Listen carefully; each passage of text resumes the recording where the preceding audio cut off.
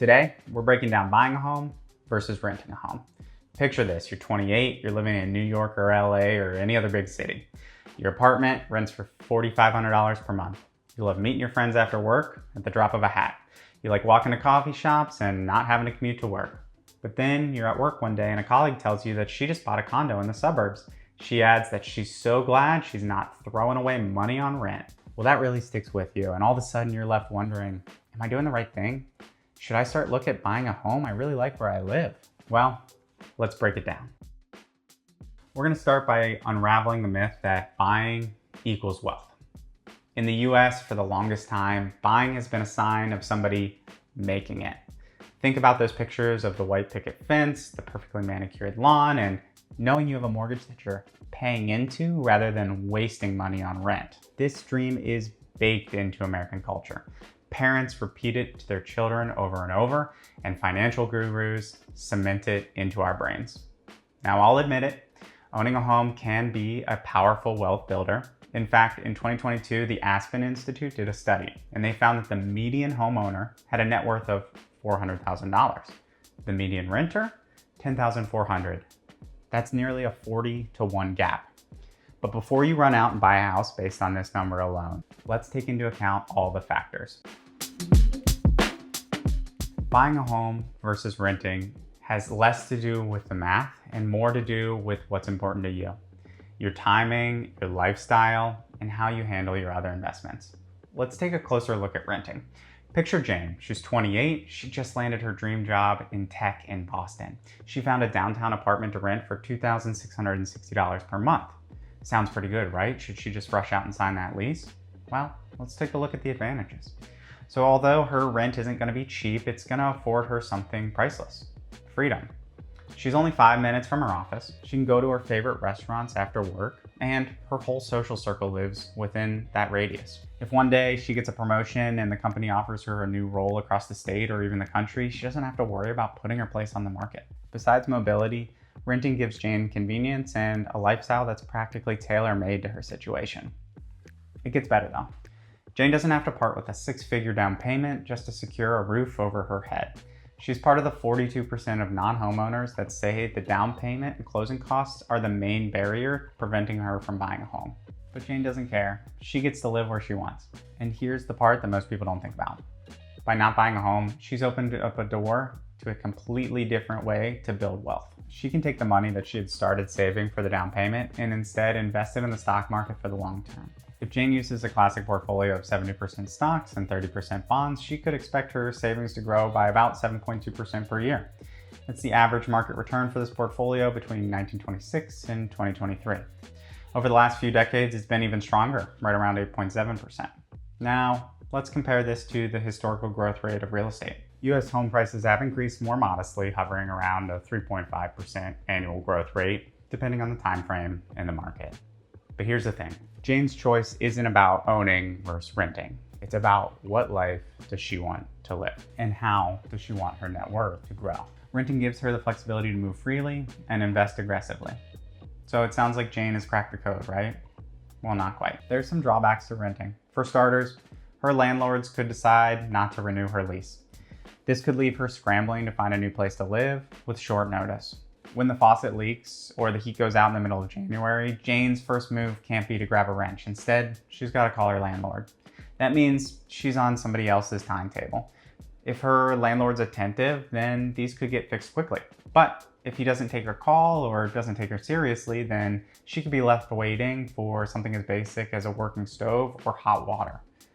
So while renting gives her flexibility, it does also mean giving up a little bit of control in her life and relying on somebody else for daily comfort. If Jane decides to buy, then that could offer her more stability and control, albeit by tying up a significant portion of her savings in a single property. Both paths can help Jane build a future, but they look very different. Let's take a look at Marcus, who just bought a home.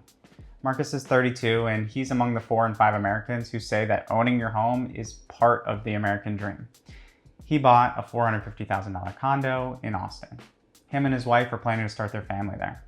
He's in a school district that he wants to put his kids in, and he knows he's close to family who can help him out when he needs it. With this purchase is starting to feel like more than just a financial move. So let's look at the pros for Marcus. He's happy knowing that his monthly payments aren't going to shoot up out of the blue just because a landlord decides to raise his rent. Furthermore, he sleeps well at night knowing that every check that he pays the mortgage goes a little bit towards owning the condo. Now, additionally, Marcus has the freedom to customize the space. So if he wants to repaint the kids' rooms or remodel, heck, even knock down a wall, he can do so without worrying about a security deposit. And if Austin's housing market continues to appreciate, there's potential for that condo to raise in value. So of course, there's no downside, right? Wrong. Marcus had to put $90,000 down up front to get that mortgage payment to fit into his budget.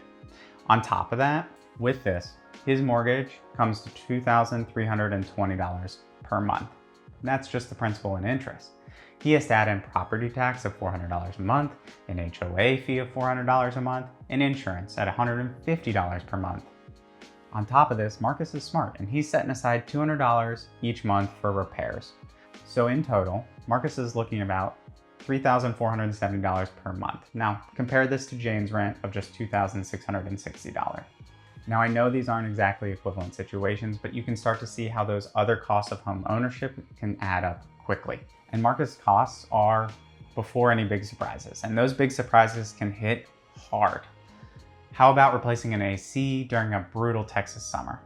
That's gonna set Marcus and his family back thousands of dollars easily. And what about if the faucet starts to leak on a Friday night? Well, I guess Marcus has to cancel his plans. Then there's the math of selling. If Marcus decides to sell, he's gonna pay commissions of around 5 or 6%. On top of that, he's gonna have closing costs of another 1 to 3%, which means on a $450,000 condo, it could cost him $27,000 to $40,000 to sell his home before he even profits a dime.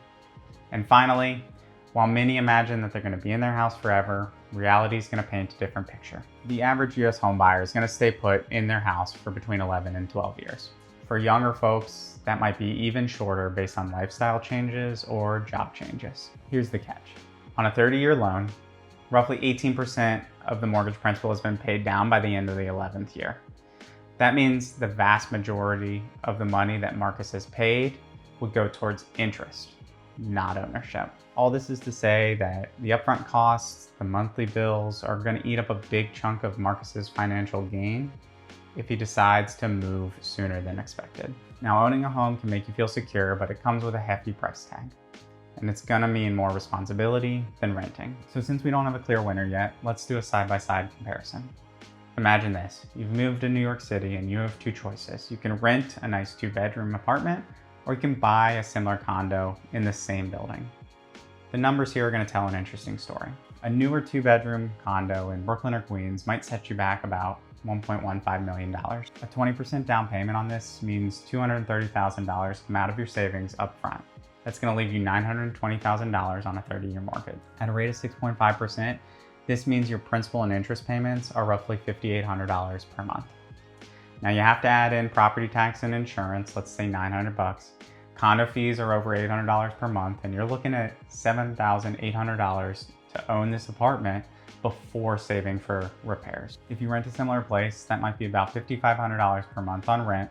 Let's add in some renter's insurance and utilities, and maybe you're around $5,750 per month. So that's about $2,000 less per month to rent rather than buying. You have an extra $24,000 per month to spend or invest. Now, this savings can be where renting quietly pulls ahead of buying as the optimal financial choice. Let's look at a 10-year timeline. If the condo's value rises at 4.9% annually, that's New York's average appreciation rate, it might be worth about $1.85 million at the end of 10 years. After fees and commissions, you might net around $1.7 million for a gain of roughly $550,000. Pretty good, right? Meanwhile, if you invested your $230,000 payment and got 7.2% annually in the market, as well as continuing to save and invest that $24,000 per year that you saved on rent, you could grow your nest egg to roughly $800,000 over that 10 years. $250,000 more dollars. In other words, renting plus investing could leave you with $250,000 more dollars than buying, as well as having the flexibility and less stress over the long term. But here's the important caveat. Renting only often becomes more financially optimal if you invest the money you saved rather than buying.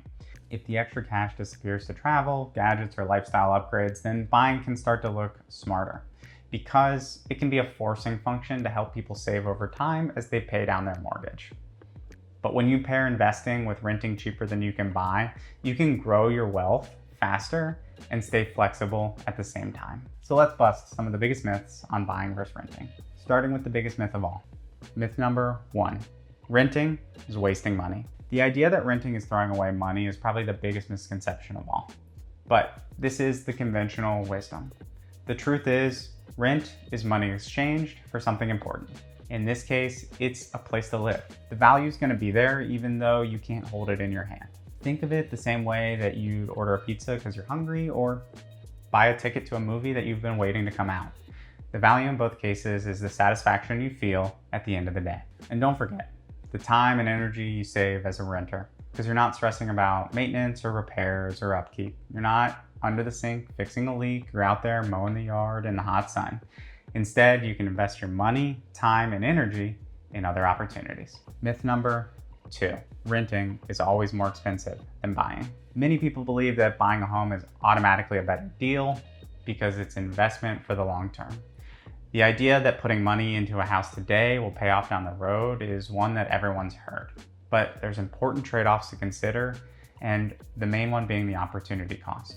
If you take the money that you were going to use to buy a home and instead invest that in other assets like the market, let's say you earned the S&P 500's long-term average return of roughly 10%. That means your money invested in the market could double in 7 years. By contrast, investing that same amount of money in the down payment and payments on a home can build wealth over time through appreciation and the gradual paydown of a mortgage. But homeowners face additional expenses all the time. You have mortgage interest, property tax, insurance, HOAs, repairs. That can all add up really quickly and make the cost of owning a home more expensive than renting over the long term.